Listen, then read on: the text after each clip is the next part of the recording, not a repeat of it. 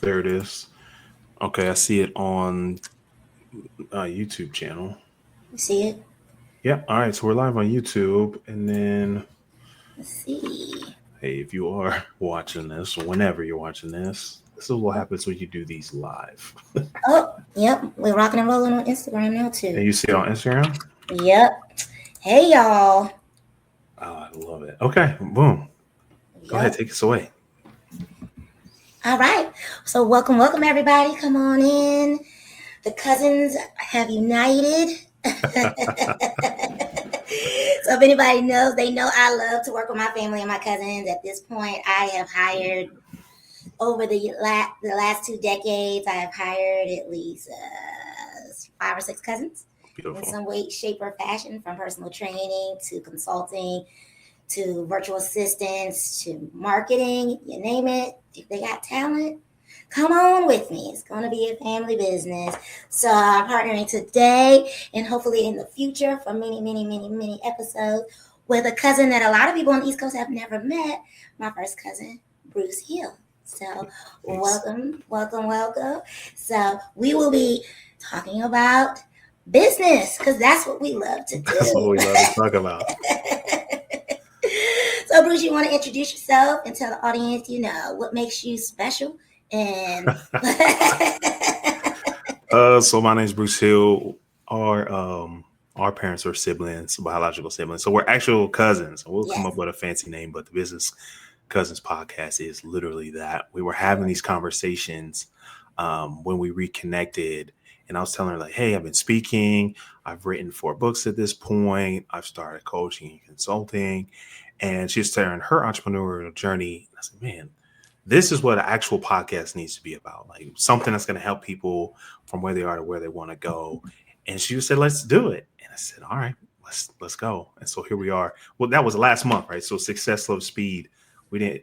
There was a uh, little bumps and bruises, but yeah, but we got here that's pretty quickly. indeed. Thank you for sharing that. Yes, and I'm excited. If you don't know, for those of you on Bruce's audience, I am Tasha Cooper Ware. I'm excited to talk about all the bumps and bruises I've had in the fitness and wellness industry and entrepreneurship, and give you what we got, and give you the information that we would love to share with you guys about our journey, and answer any questions you may have about how to make your journey a little bit easier. Ooh, make a note of that. We should do a questions like a Q&A segment. Indeed. Yeah, that'll be good. So I think I'm really excited about this. One, because I do love working with family. I think a lot of people tell you not to. Hmm. Um, but my only piece of advice is you got to judge the character. So Exactly. you can't excuse bad character just because they're related to you. Um, but we've had great success with working with our family. So we hope to share our best practices and things we could improve on. But you're a full-time entrepreneur. I still Yes. work a 9 to 5. And so our goal isn't to tell you which one's best, is to help you figure out what's best for you. I think that's a big Exactly. thing we want to cover. So how long have you been an entrepreneur? Let's go there. I have been an entrepreneur for going on 9 years now. Sheesh. Yes, I've been self-employed. My husband's always like, "You did it." I mean, most people don't make it past the They first don't. year, let alone almost 9 years.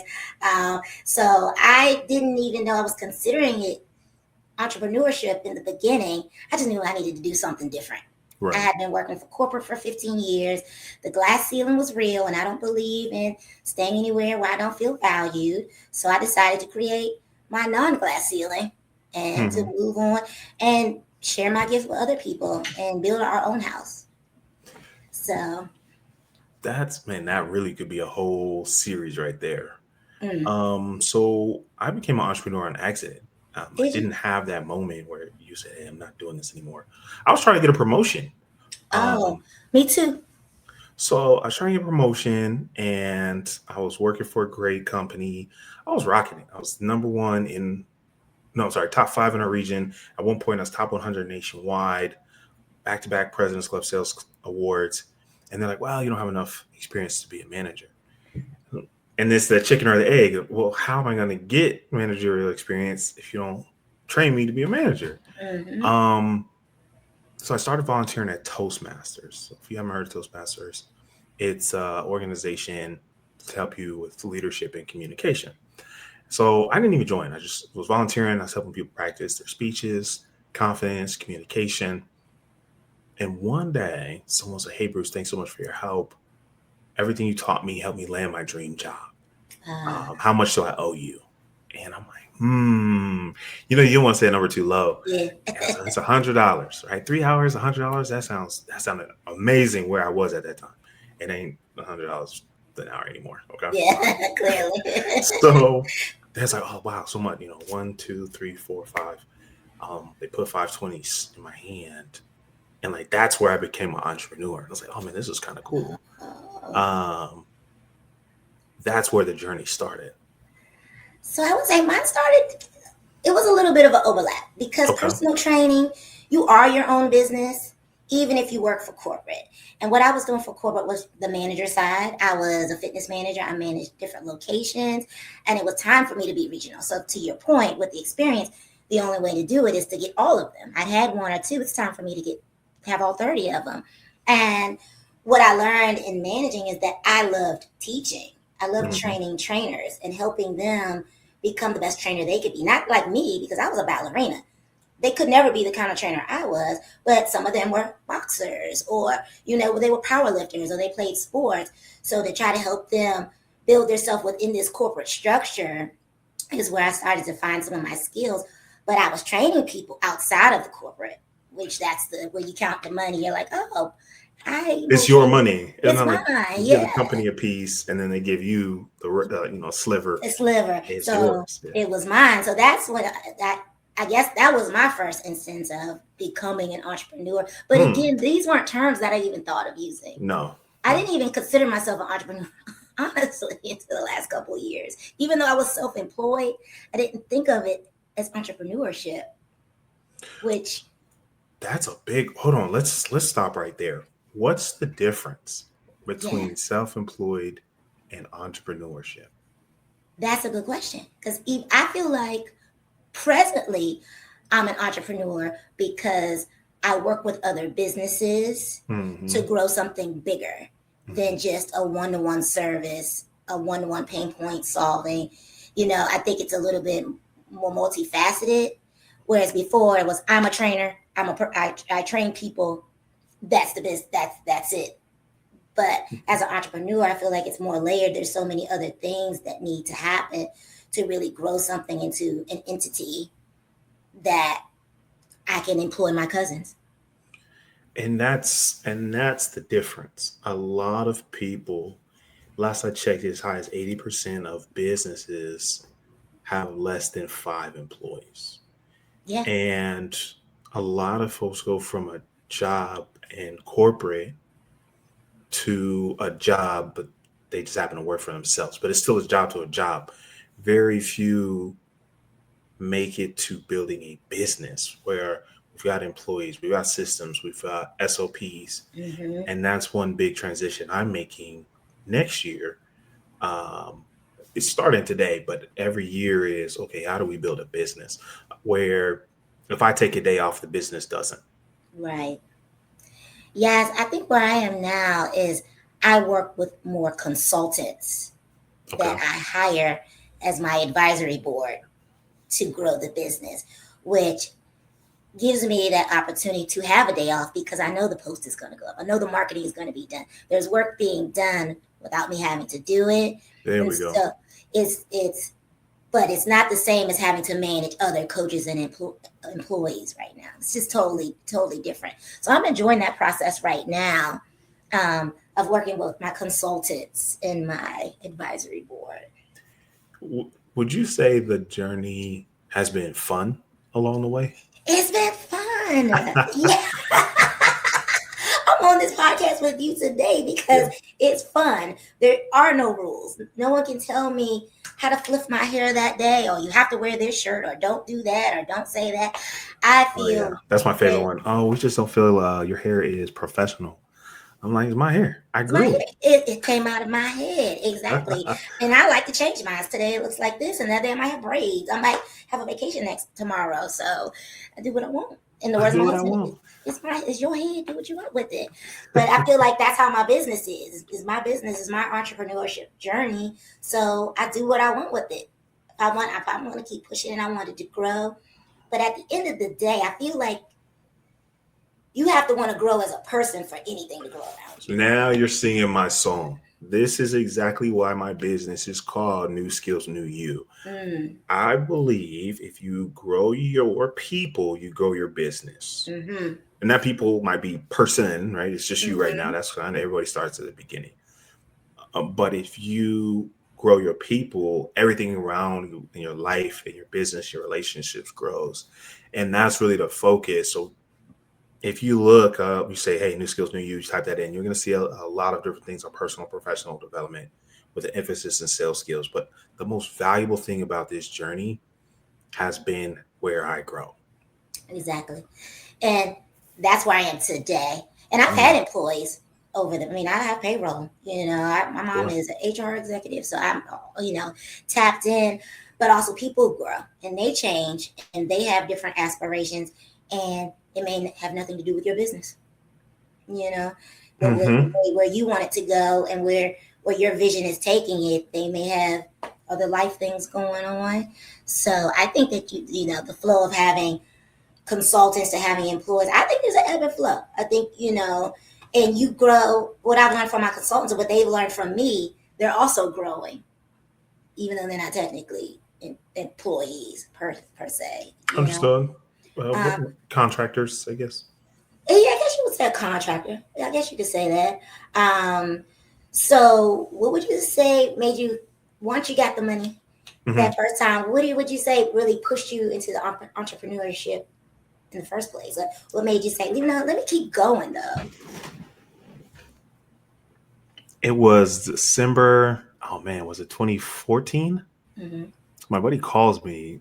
Shout out to Ekondayo Giliki. And he's like, Bruce, we're going to read 12 books next year. And that's just how kind of amazing friends that I have because, fantasy football league, we're going golfing, all fun things. But he's like, hey, we're going to read 12 books next year. And so he's like, pick your books, start in January. I'm like, okay, cool. Now I was home on over the Christmas break between Christmas and New Year's, and I picked up Think and Grow Rich. Okay, I've read that. And so I read it and it was so good. I don't know why. I read it before, but this time it was so good. And I read it in Mm. like 4 days. Oh, you had some time. And yeah, I was locked in. Okay. And I was like, oh man, I got to pick another book. Otherwise, I'm not going to have 12 books for next year. And so I picked another book. My friend gave me a book, The Entrepreneur Roller Coaster. Okay. And that one was really good. And so I read that in like a week. And I thought about it and said, wait a minute, I've read 2 books in 2 weeks. If I could do this for a year, I could read 50 books. Mm-hmm. And so I started doing the math. And if the average book, let's say, is 210 pages, if you read 30 pages a day, that's a book in a week. Now, depending on your reading speed, that's like 30 minutes, Yeah, right? Depending on a few give or take. factors. Mm-hmm. So what is that? An episode of Seinfeld. It's not that much time. Mm-mm. And so I committed every morning. I wake up, I would have my smoothie, I go for a run, I come back and shower, and I read. And I did that for a year. And I accidentally read 60 books. Some of them were like real short, but it was good. Yeah, So I say, 60 oh, that counts. still counts.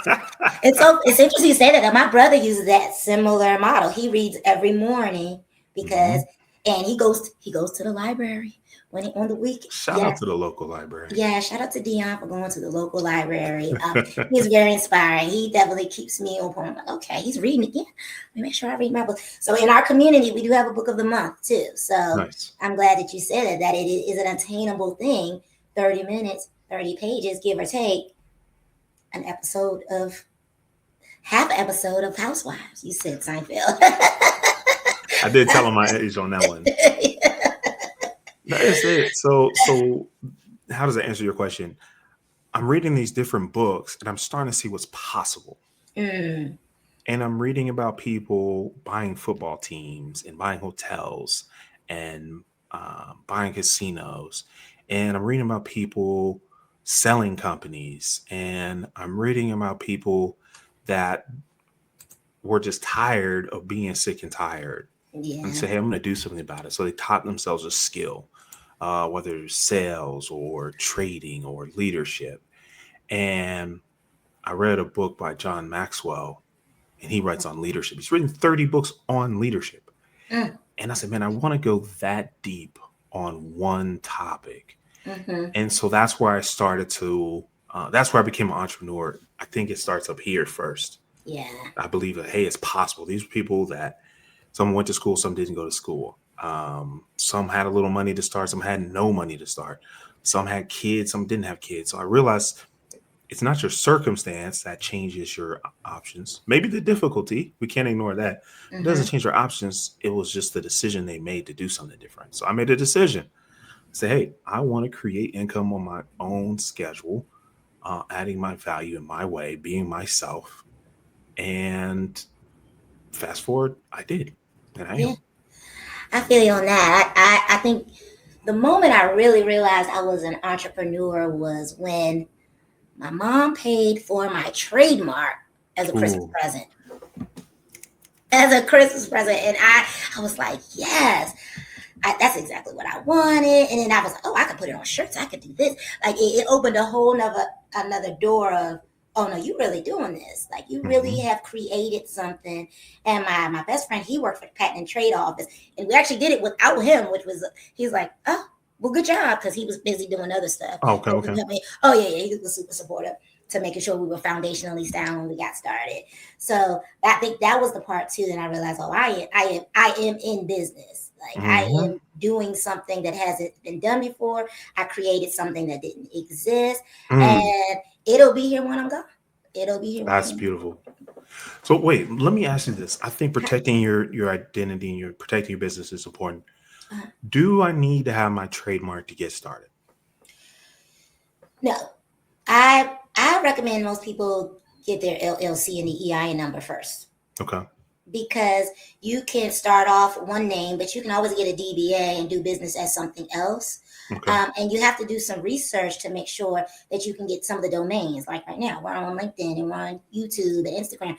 You need to make sure that you can, if you pick a name that you're going to trademark, that you can even have it and that you can even use it and that you can put it on things. And it's not worth the money if you're not set up properly foundationally to just collect money in the first place. Because, like you said, you collected money. Did you do it legally? Or, and that we can go into that a little bit, is this a hobby, a side hustle, or a Right. real business? So I think that listen, see a tax professional, right? This is not I legal got one for you. advice. Hit us up if you But need one. I got one of my advisory boards. under a certain amount, I don't think you're going to get in too much trouble. $100, the IRS is not going to come looking Nah, for it. nah. However, there's a point. The simplest piece of advice I'm going to give you is, okay, well, when do I get my trademark? Is when the business pays for the trademark. Yeah, yeah, If you can get to a point where a client hands you X number of dollars, you deliver, the client's satisfied, they're happy, ask them for a referral, take that money and pour it back into the business. I don't believe it takes money to make money. I no, think it takes an idea, it takes a customer. I will agree that it takes money to make money faster, right? It's a lot easier to make money if you can grab tools like StreamYard, if we can grab a microphone, if I can grab a mhm, headset, right? I don't want that to stop you. So if you're like, well, I don't have a trademark yet, I want to get started. No, get started, take that money, and then use that yeah. to buy a trademark. Just put that on your list of priorities. Yeah, and I always say the EIN LLC route because there are benefits from being an entrepreneur Absolutely. if you Step have one. that. Step Absolutely. one is if you're gonna do and you're gonna run around in your car, whatever it is, you want to make sure that you protect yourself too and that you get as many benefits as you can because you're already starting in a hard industry to become an entrepreneur. Mhm. So I would definitely say that. And then as far as the trademark, you also have to know what are you trademarking?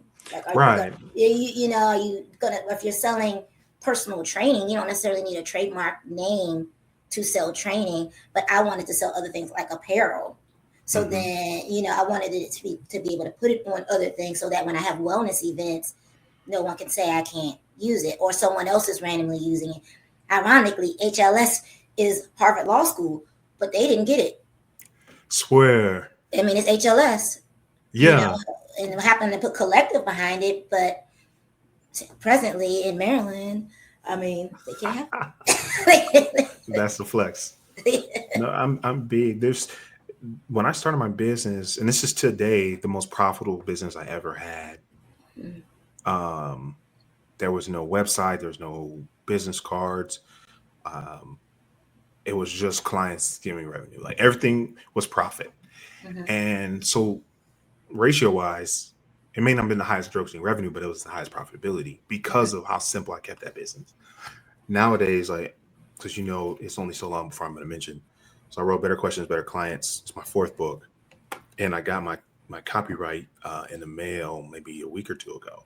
Right, you've got to protect what you create, and like you Yeah, said, after I'm gone, this book is still going to be telling the story. absolutely. Um, but one thing for me, and I have this question for you. I feel like I was an entrepreneur for 4 or 5 years before I even had a business name. So I Mm-hmm. didn't have anything to trademark at first, but I was still in business. Yeah. Um, what do you say to someone who's trying to come up with a perfect name? Ah, that's a great question. And I tell people this all the time. It took me 3 months to come up with HLS Collective. Mhm. Oh However, wait, tell them what it stands for before we. Healthy Lifestyle Collective. Mhm. Yes. So it's a holistic approach to wellness. So I Yep. didn't want it to be Tasha's gym or somebody's fitness because I knew I needed some space to grow with the name. Um, but that is not what my LLC is called. Okay. So what did you say? Speed, success like speed. Absolutely. I got an LLC 3 months before we got the name under a whole nother Aware Fitness just so that I could get started. And then I got a DBA. Mm. And so I feel you. People, it did take time. We had brainstorming sessions. We whiteboarded. Then once we liked the name, we had to find out, can I get all the domains? Can I get the .com, .org, .net? Can I get the IG? Can I get this? We had to make sure that it was, before I committed to the name, can I even have the name? And that's how we settled on HLS Club. But it did take months, but to not slow it down, because business, I was already doing business. Right. So I tell people, don't worry about the name. Get started. Get the EIN number. They can use that. They'll match it. There's a space for it that asks you what you decide to call it, and then if you decide to segue off, you can keep adding to it. You know. And that's the part I was trying to tell my one of my good friends. Shout out to Colin White. He was wants to write a book about his life, but he said, "Well, I'm not really that old." And I said, "Just write another book then. Like, Yeah, yeah, register another LLC, open another business. If you write, let's just use this book. Let's say I decided, man, I really don't like that title. Oh well, I guess I could never write another book. You hear how silly that sounds? Like yeah, go write a book with the right title. Like yeah. and give yourself permission to evolve. Give yourself permission to change. A good friend of mine who's a producer, he said, Taj, if you've done anything more than 5 years, you have to start documenting. Like you have to Yes. document it. Ooh, that's So good if you, advice. yeah, and I thought about, I'm like, dang, if I just did the first 5 years of my successful life, I would have been a dancer. It would have been all about dance and what I did. I did Mhm. Dance Theater Harlem, Alvin Ailey, Nickelodeon. I did all those things before I was 21. I'm 45 years old now. Okay, we go gloss over all that lore. You just drop hella flexes. Yeah, but Yeah. if you break it down in fives like that, you have something to say. And it's if you are an entrepreneur, you have to expect that who you are today in 5 years. That's why people have 5, 10 year plan. You're not going to be the same human. I You're hope going to be. not. You will have learned. You have grown. You might have changed your mind. You might have changed your business name. But I as have. exactly, and if but once you're in it and you commit to it, that's the fun part. I can even use like being married. It's way more fun to sit in this committed space because we don't have to worry about that no more. It's like, Man, I'll tell you, I don't want to turn this into a dating show, but but look, y'all. we got to go there. I got some gems for that too. I met my husband in high school. No, we did not date in high school. Okay. Had a whole other boyfriend and stuff, but we did end up get together years later. But it is something about having that consistency It that is. brings some joy in your life because it's one part of your brain with all the things going on, which Subtle Art of Not Giving a Fuck is one of my favorite books. Um, it kind of clears out the muck. And once you commit to entrepreneurship, not even that you have to give up your full-time job, but if you commit to the cause of it, Mm-hmm. oh man, it is freeing to know you can create something. It's magical. It's, if I can use that word. And I like what you said, commit. I don't believe one of my favorite lessons. I'll tell this story sometime, but she's like, you don't have to be sober for the rest of your life. You just have to be sober today. Um, she wasn't talking to me, but I was listening. And I was like, that's really good advice. Mm-hmm. And it's something I've taken into entrepreneurship. You don't have to be a millionaire today. You don't have to quit your job today. But what's the step forward today? Yeah, What's that $10, $100 you can earn today towards being a millionaire or towards quitting your job? Um, I'm a huge component of both, because if you build a business that allows you the free time where you can still do a great job at work and still have mm-hmm. the business, then you got two sources of income and the time. Yeah, exactly. But the most important part is to be committed. Say, I'm Yeah, going to figure it out. It has to work or it has to work. yeah. And I think you're right. And I think people don't have to be fearful. Let's just say you do jump all in like I did. If you decide to go back to work, it's okay too. Like it doesn't have to be an all or nothing. Like Mm-hmm. people have made up these. Well, hold on. But if I go back to work, that's giving up. I feel like I failed. Well, that's a personal feeling. That's not a reality. Your failure Mm. is determined by you. Like if you decide, you decide you want more, and you have the bandwidth to go get it, then get up and go get it. Sometimes I look at my business and I go, I have bandwidth for a podcast with my cousin. So Mm-hmm. let's plug that in. Was that on my Q4 goal list? It was Not not. even a little bit. Not, but here we are. But I think that people try to live up to these standards and statistics and rules when people are breaking the rules every freaking day. I mean, Oh, like yeah. on mic recorded breaking, like So it's like we are all unique individuals. We were all put on this earth to do unique things, and to try to put yourself in said box of work, don't work, half get married, don't get married. It's made up. It's all made up. Mm-hmm. Like work was all relative, depending on what year you were born. Circa 3,000 years ago, you might have been working in Egypt. You're like, all I do is philosophize all day. That's what I do, and that's what I'm good at. Do it. Do Whatever it. it is, do it. Be Yeah. your best at it. Be the best you could be. I mean, the world needs the individuality It for really sure. does. Okay, Yeah. so what about it's saturated? That's my favorite one. Oh, people tell you that first of all, I'm a personal trainer. It's quadruply saturated right now. When I started, there were no women trainers. There definitely were no black women trainers. People were walking in like, "Is she old enough to be a trainer?" Like it wasn't cool yet. It wasn't on the internet. Any of that. So I mean, saturation is relative. There's not Hmm. that many people like me who've been a personal trainer for 23 years. So is it really saturated? You know? And there's still levels to it. There's trainers that are good at different things. Some are better at nutrition, some are better at powerlifting. And I think that if you're bringing something unique to an industry, there's blue ocean strategy to be had. That's it right there. That's a gem. What do they say these days? Bars, gems, Yeah, nuggets. What you does ever read that book, Blue Ocean Strategy? It's a I book. absolutely have. Yes. We should Start our book list. grab. We'll make a note. Have the AI grab a list of all the books we mentioned, because we Okay. got to be up to 5 right now. Okay. Um, so check out what she just said. Let's say it's a saturated market. Let's just use physical fitness training. If you really love it, but you're like, man, there's a lot of people doing this, find out a new way to approach an old task. That's Mm-hmm. number one.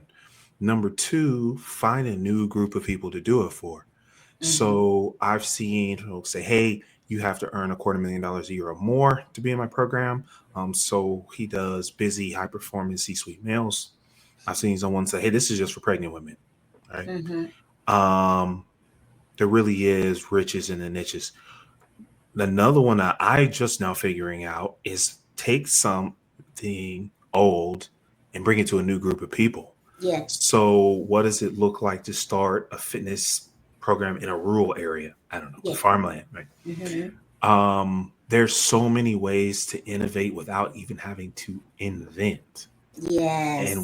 And it's 2025 now. Whenever you're watching this, technology just makes that easier and easier and easier. Yes.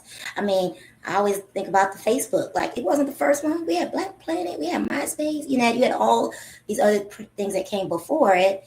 Like you said, sometimes you don't have to reinvent the wheel. You just have to make it a little different, tweak it here and there. Hmm. Um, but again, I think and this is something I have to tell my clients, like, don't make up the reason if it doesn't even exist yet. Like if you're giving me excuses before you even tried, Mm. is it even real? Or is it just negative self-talk out of fear? Hold on, let that breathe. If you make up excuses before you even try, is it even real, or is it just negative self-talk?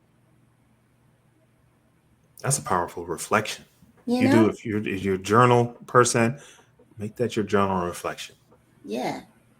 Um, Because there that's are, what I get a lot of that though. Because of my industry, I get a lot of highly intelligent, smart people who reason themselves out of the right things that they should I do. think, I think smart people are the worst entrepreneurs. Oh Honestly, my goodness. And clients. Sometimes they're the worst clients because I can they're see so that. they're so smart in their day-to-day life, and they're the boss and they're telling people what to do, that they find ways to justify their habits and behaviors, even though they've hired me to be their expert Right. to give them the answer to the test when it's open book. That's one thing. So shout out, everybody gets a shout out. Shout out to Andre C. Hatchett, good friend of mine, client, mentor. He'll say all the time, he's like, man, I'm not that smart. Or he was a substitute teacher. Mm, And he'll tell you, he's like, I'm not being self-deprecating. I know I'm not the smartest person in the room. He said, but I'm the fastest executor. And I'm not counting his pockets. He'll share this publicly. He's was I think it's up to $305,000 in digital products in the last few years mm, because he figured out how to help one group of people solve one problem, and he did it over and over and over and over again.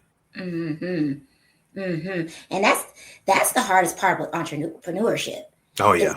that you'll find that one thing 5 years ago, and then the industry changes, Mhm. the markets change. I mean, COVID did it alone. Everybody was on the internet exercising and showing you their workouts and all. Like, it really shifted kind of quickly. And some of us, like I did, went more business as opposed to online marketing. Mhm. And some people went full on influencer with no Mhm. business. And so it's interesting to see how it's developed over the last few years and where people are landing, because you have to be malleable. That's probably one of those unexpected lessons from entrepreneurship Hmm. is resilience, is being flexible, is Oh, being yes. malleable. Hmm. If you're unwilling to change, you will fail. Yeah. But not even a mistake, but like a permanent failure. You have to be able to adapt. Yeah. I mean, I'll give you an example. One of my first wellness events, when the world opened back up, I had a challenge. I was doing a challenge party, website popping, did all the things. And the day before my event, the website broke. Not just crashed, it broke. Like, squiggly. It had been perfect for 3, 4 months. And Wix experts, we got Wow. all the way to the top, tip, top, top, top, top. They could not figure out why it broke. And for me, that felt like a failure because the whole point was to have this event to get the capture to do the thing through the website, and I had no website, and it was Okay. nothing. So did you Yeah, still have the event? absolutely. Was there a workaround? Was it awesome? Still had digital content, had a photographer, did all the things. Um, and got my money back from Wix, indeed. But lesson learned that one failure doesn't stop the show. And things that you may build up in your mind, a reason not to start, the scarcity, all those things. Though again, I go back, that's just negative self-talk. Right. You There's know. there's lots of reasons not to start. There really are. And there might be good reasons, but you have to ask yourself, okay, do I want this outcome? If the answer is yes, you say, do I believe that this action is a step forward towards that outcome? If the answer is yes, take that step. I'm always going to tell you to see the biggest result for the lowest risk, right? I'm Mm-hmm. not going to tell you to sell your house and your car. So, man, I got to make $1 million by this Friday or I'm going to be homeless. But I want you to have that level of commitment and say, okay, well, what's the smallest action I can do today that's Yeah. forward progress? And that's really where I've succeeded. That's why I read books. So you say, well, Bruce, I don't want to read 60 books. The average American, last I checked, reads zero point 0.8 books a year. All right. That means they're either starting books and not finishing them, or it takes 5 years to read 4 books. Mm-hmm. All you have to do to be above average is read one book. So I think I said 210 pages. It's an average, self-help book, business book, leadership development. Let's say it's 300. Fine. Let's say it's 300 pages. If you read just 10 pages a day, just 10 minutes, you say, well, Bruce, I got kids. Everybody can't sit around for 30 minutes reading. Fine. We'll give you that excuse for now. What does 10 pages look like? So Yeah. now all of a sudden I'm reading a book a month. That's 12 books a year. Do you think your life will be better, worse, or the same if you read 10 pages every day this year? Right. That's it. That's And so it. now move that to your business. If I just tell 10 people on LinkedIn, if I just go live for 10 minutes, Mm-hmm. if I just write 10 pages, man, I've been meaning to write this book forever. What if I just wrote 10 sentences? What's the smallest increment of forward progress you can do? And listen, you'll look up a month from now, you're not going to see any progress. 90 days, you're not going to see any progress. A year from now, you're going to, oh, wow, Bruce was right. Reading 60 books really isn't that hard. Yeah. Yeah.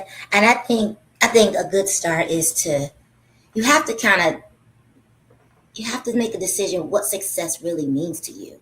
Ooh. So how do you define success? Well, it's interesting. Me and my husband were talking about this yesterday, and Mm. we both feel like we've always been successful. Mm-hmm. Like it's not too many things that if I put my mind to it, that I'm gonna be way above average at it. Mm-hmm. And so for me, being above average is successful. Like you said, you use the 0.8 books. So I'm a success if I finish one book. That's it. So I think that people they have the fictitious societal thing they put on us what success could look like. But you really do have to decide what success is in your genre or in your life.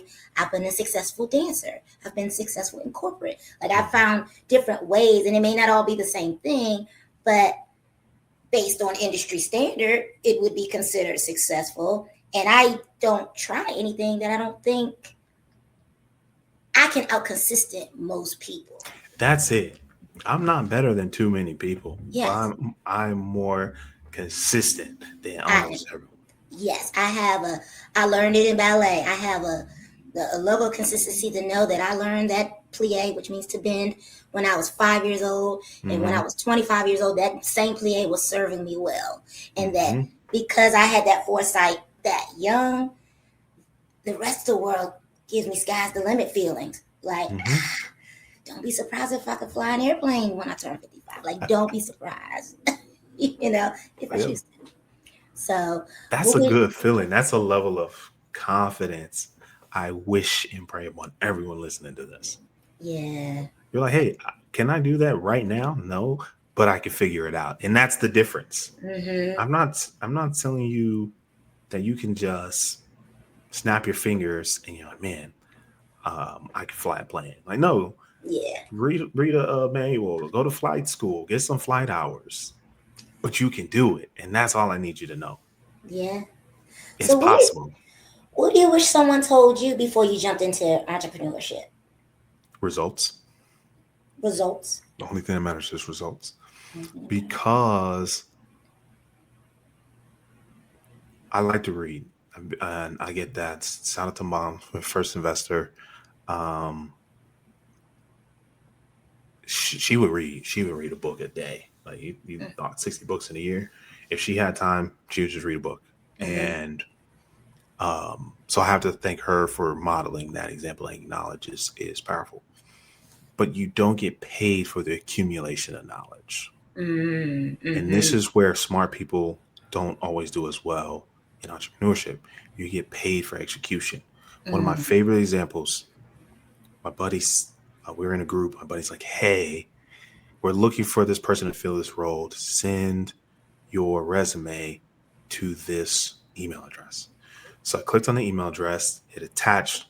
The subject line was my first name. The message was looking forward to talking, and hit send. 15 seconds, 20 seconds. There was all sorts of messages. Oh, what's the job title? How Mm-hmm. much does it pay? What format should my resume be in? What's the name of the person I'm talking to? And there's other people say, hey, can you look over my resume first? I gotta up. Meanwhile, I interviewed and they closed the role before some people even submitted their resume.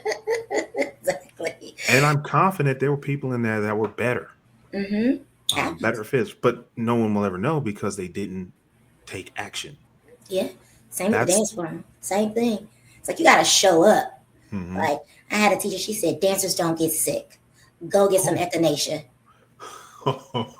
But we were not allowed to miss class. They would lower our grade level, our Oh grade wow. in college. And we wore uniforms. Like it was very strict considering it was Fordham University in Ailey. But yeah, some things like that, like the show up part, like I said, I might not be the best, but I didn't miss any classes. And And by that's the end of that 4 years, I had a job with Nickelodeon. see, excellence. We're gonna have to go down that story, but I want to ask you the same question. Mhm. What's something you wish you'd learned earlier? Systems. Like Hmm. like really use your systems, get them in place, get your SOP in place, get your membership to your CRM set. I think that I kind of dabbled in it, but I didn't lean into it. Sure. And now I'm still using one. I still need one. So I think that as I was setting up foundationally, if I would have used some of those tools to put systems in place sooner, then that it would have fared me well. Hmm. Mm-hmm. That's that's the difference between self-employed and an entrepreneur and a business owner. It's a Mm-hmm. system. Absolutely. Mm-hmm. That's a good lesson. And that brings results because then you get KPIs to see the results. Truly. So it goes hand in hand. Yeah. I think that once you start focusing on getting results and getting the best results as quickly as possible, you will spend less time, not zero time, but less time learning, accumulating knowledge, and more time applying that knowledge. Yeah, for And you'll sure. make so much more money. I know I did. If you look over the years, I have a chart of tracking all the books I've read. And one year is 60, one year is 72, and then one year was like 35, and then next year was 20. And it's interesting, as the number of books I read went down, my income actually went up. Mm, And the difference was was so busy working or telling folks, hey, one new skill will change your life. I want to make sales simple by teaching you to ask better questions and serving those clients. As a result of that, I had less time to read. mm-hmm, And then there's a very simple and obvious lesson there. Reading books doesn't make you money, but applying what you read in those books does. for sure. For sure.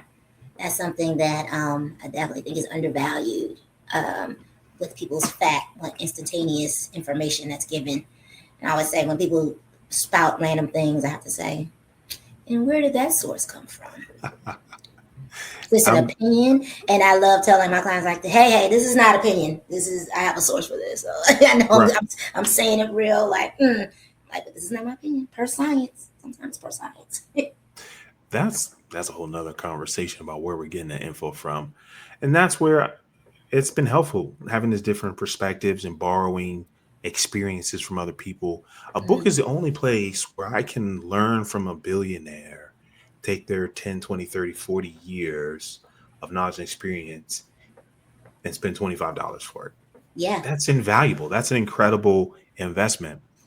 Um, but my personal experience has been the most valuable. Hmm. And being able to tell someone, like, hey, I know this doesn't work because I did it and it was Yeah. wrong. It turned out, like, here's what I did instead that does work. And That's something they can't take away is experience. that's where I think we can beat AI is our stories and our personal experience. Hmm. That's where we can keep our businesses human. I think AI is great. Yeah, and I use it almost daily. Yes. Same. But I also people laughing, but I like to stay in reality. and Mm-hmm. stay present with humanity, Mm-hmm. because that's really what drives me, is obviously health and wellness, but the humanity of it all and the harmony of it all. Absolutely. Yeah. Absolutely. So how are you protecting your energy while you work both, um, your job and your entrepreneurship? I'm glad you asked that. I'm not doing a great job about that. Okay. Um, so my general answer is, and you saw me a moment ago, my notebook, Mm-hmm. um, exercise, rest, and quiet time. Okay. So it sounds like you are. Those are that's what So I what you do. strive. I've not been doing those consistently. I got to get back to consistently. But Okay. honestly, the reason I'm any level of sane is because I've had those good habits in place. Yeah. That's definitely something that I teach within our community. Is you say once, what's yours? One small One change, one new skill will change one your new life. skills. I do believe one good habit change can change your life. You Absolutely. know, like one meal at a time. Can you just eat one nutrition meal a day? Like, Hmm. start with one. I think that's very important to saving your energy, whether you're an entrepreneur or a full time employee. That one thing a That's day makes a yeah. difference. Add meal on there. Eating well has been a good one as well because you have more energy. That's where shout out to Michelle Welsh, one of my favorite clients. She said rest is a requirement, not a reward. Oh, absolutely. It's one of my pillars. It's one of HLS's pillars is rest and recovery, because See, you're we here. yeah, we got it, man. We're human. You have to have your water. You have to have your Absolutely. rest. You have to move your body. But if you rest well, you can execute well. You can execute at a Absolutely. higher level, and that's where rest doesn't get in the way of your success. Rest is part of the path towards success. Oh, it can't be done without it. And there's different levels to it. It doesn't necessarily have to be 8 hours straight or anything crazy like Right, that. you don't have to But take you have a week off every month. You but, know. but you do have to turn off your TV and put your mm, phone down and rest your mm. mind. You do have to, like, That's where this comes in. unplug. So I have my clients do a digital detox. I'm like, okay, you don't want to read? Fine, don't read, but get off the computer every night. Get off the TV. Do that. Go think. Go Just think. go think. Listen. I'm telling you all, that seems so simple and easy to do. Is easy not to do. If you go walk for 20 minutes, no phone, No phone. no what them little Watch Apple Apple Watches. watches. Yeah. It's going to be the longest 20 minutes of your life for the Mm-hmm. first, what would you say, 5, 6 times. Mm-hmm. But once you stop compulsively checking your pocket for a phone that's not there, Mm-hmm. once you stop wondering what the email notification text message says, you start looking around, you notice trees and like you hear birds and Mm-hmm. you get ideas and you have clarity and you solve problems. And not to mention what it does to your body moving for 20 minutes. Man, it absolutely changed your life. Yeah. Absolutely changed your life. Yeah. I do antisocial Sundays. I try to do like twice a month, where on Sundays, like, I don't even, the phone has to be upstairs somewhere away from me, Hmm. and just connected to humans. If I happen to come see a family member, daddy or somebody, or they stop by, Hmm. but gotta get a little antisocial on the social. Hmm. I like that. Hmm. Might have to borrow that one. Yeah, it's plenty of time to think when you put it down, when you There's so disconnect. much here. Listen, listener, you are so much smarter than you think you are, and Hmm. you know you are. You're just distracted. You're just distracted. You're just distracted. I have to, I give my clients an exercise sometimes when they say they don't have time. And I say, okay. Oh, don't tell me that. Oh yeah, they do all the time. It's an Tell me easy what one. you do. I'll tell you what I do. Never tell me Well, that. first of all, I'll start off with, like, okay, you have 168 hours in the week. Hmm. That's how many hours we have. And I just break it down. Let's just say I'm going to give you 8 hours of sleep. Everyone says they don't get 8. I'm going to give you 8. Fine. And I just break it down, whatever they tell me their lifestyle was, and guarantee you it's almost always at least 20, 30 hours unaccounted for. I've seen at least 20. At least. At least 20 because again, this is part of systems. People don't build a system for their life. And their Right. life's disorganized. They don't know what they're doing when they wake up. They don't have a night routine. And I'm talking to myself, but I hope somebody's listening. Yeah, And I'm so listening. all this time just passes by without you. Hmm. Now, some people are busy. I don't know how I did this. I worked 2 full-time jobs and was taking, was it 12 credit hours? Mm-hmm. Oh yeah. It wasn't a lot of time. However, I had a system and I used my time very, very well. There were some things I had to say no to.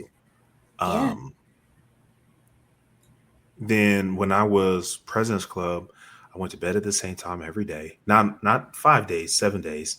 I got up at the same time. It was exercise, breakfast, shower, read. Exercise, breakfast, shower, read. And I had the same schedule. So, you have kids in there. Sure. I know kids are a curveball. Mm-hmm. Um, if you have life happens, but those should be exceptions because you Yeah. got systems in place. And from what some of my clients say and friends say, like kids like structure too. They do better in some type of structure, whether it's a I don't have any kids bedtime. yet, so I'm going to take your word for that one.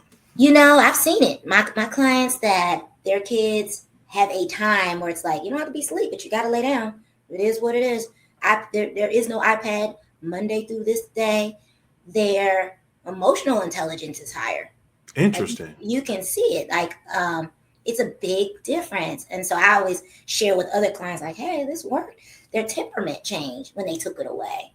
That's like I can go on and on about that. So we can talk about Hmm. that another day. But that's part of the structure that you created as an adult that you can teach to your children, which is why what I teach at HLS is set on pillars. They're things that you can teach your family. So if you hire me, it's something that you can teach your family. There's no gatekeeping here. Like this is a universal problem solving situation.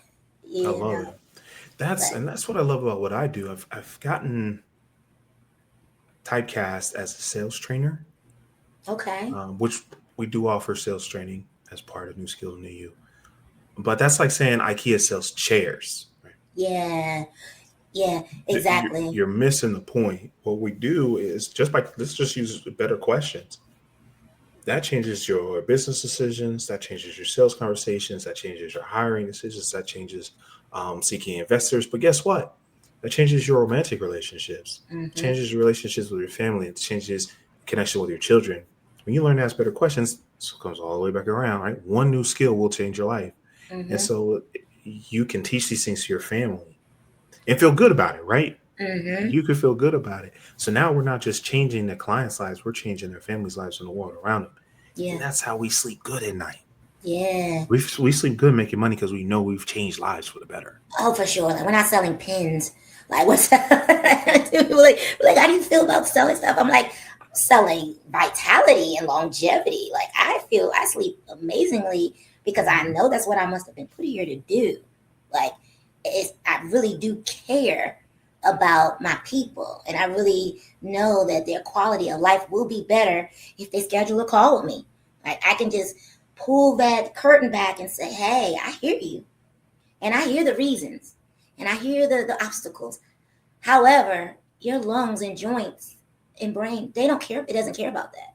Mm-hmm. At some point, you have to decide that you want to feel better.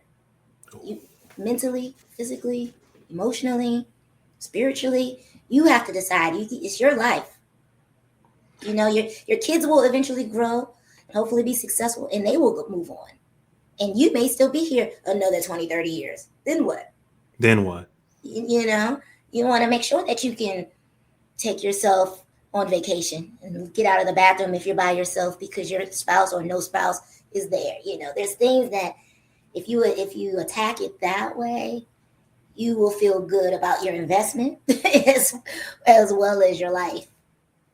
That's Let's talk more about investing Mm-hmm.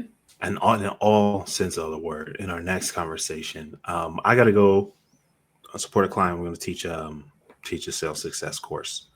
Mm-hmm. Um,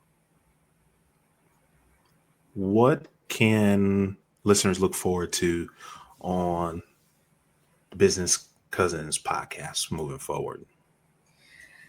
You know, I think what the takeaways will be is our journey as we meet on a week to week basis because there's always something going on in my Literally, business.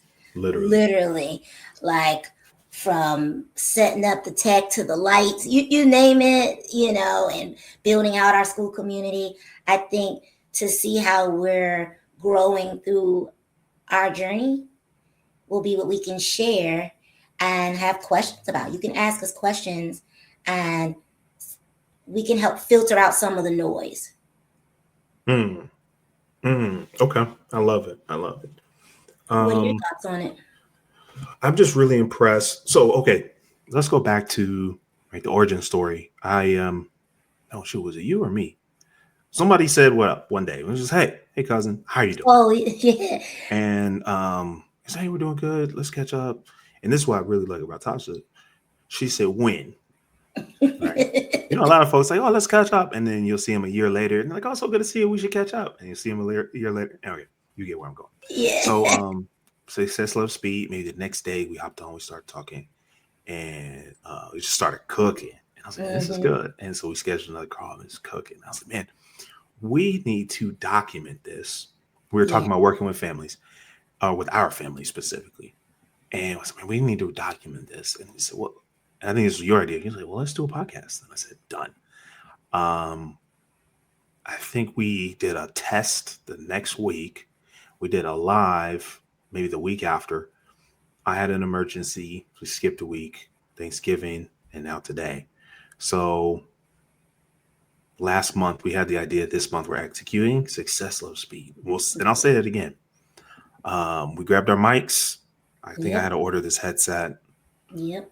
I then magically had it in my home. I'm still mad at that. You're like, oh, send me the list of what you bought. You're like, oh, never mind, I got it. Some of my favorite podcasts were started on an iPhone. So, Yeah. you know, I don't want you, wherever you are, wherever you're going, to feel that because you are where you are now, you can't go anywhere else. Yeah. Because you can go anywhere else. Yeah. So as you listen in, you know, tell a friend to tell a friend. If you're interested in your personal and professional development, whether you're a career professional or entrepreneurial, we are going to just share our journey. Right? We're not going to tell you anything we haven't done. Yeah. We're going to. It's that cliche to say, just keep it real. Keep it We're making on. 100. That's more cliche. Yeah, we'll keep it 100, and because that's what I wish I had when I started. Same. Yeah, so that's what we're going to give. In full transparency, I don't listen to podcasts often, so hardly ever. So this, you don't listen to podcasts? No. Interesting. I just, actually, it was your idea. I was like, what was my idea? Oh, yeah, it was your idea. You said you were thinking of doing one. I said, I've thought about it, but so we said, well, we only have to do this many to be successful. Let's do that many. I think that number's like 10. Yeah. Okay. So welcome to the journey, everyone. Welcome to the journey. Oh, that's good. That might be it to be the intro. Yeah. Welcome to the journey. Yeah. Oh, that's good. Tasha, thank you so much for sharing some of your day, your story with us. I appreciate it. I learned a lot. I have a lot of fun. Yeah, me too. What's the quote? What's the takeaway before we wrap? I say the takeaway is hit us up. Hit me up at HLS Collective, HLSfit.com. If you need any wellness support, any habit support, and we plan on being here a while. So tap in with us. We look forward to working with you in any way, shape, or fashion, or just join our community. We both have communities. This is definitely a community-driven podcast. Absolutely. Why we did it with our cousins. Oh yeah, we'll get links and everything. Listen, y'all gonna watch this. I've got this light hanging off the computer screen. With tape, y'all. It's results. Done is better than perfect. And it's gonna improve. But you don't have to be great to get started, but you have to be started to be great. That's right. For me, listen, the questions you don't ask cost you money. So ask yourself, where do you want to go? How are you going to get there? Who do you need to help you along the way? I believe one new skill will change your life. And that's how I live my life. So as you explore, as you grow along the journey, I like that. Welcome to the journey. That might be get in the habit of asking better questions. And so until then, cheers to your success. And thanks for tuning in to the Business Cousins podcast. That's right. See you guys next time. Peace. It's almost like we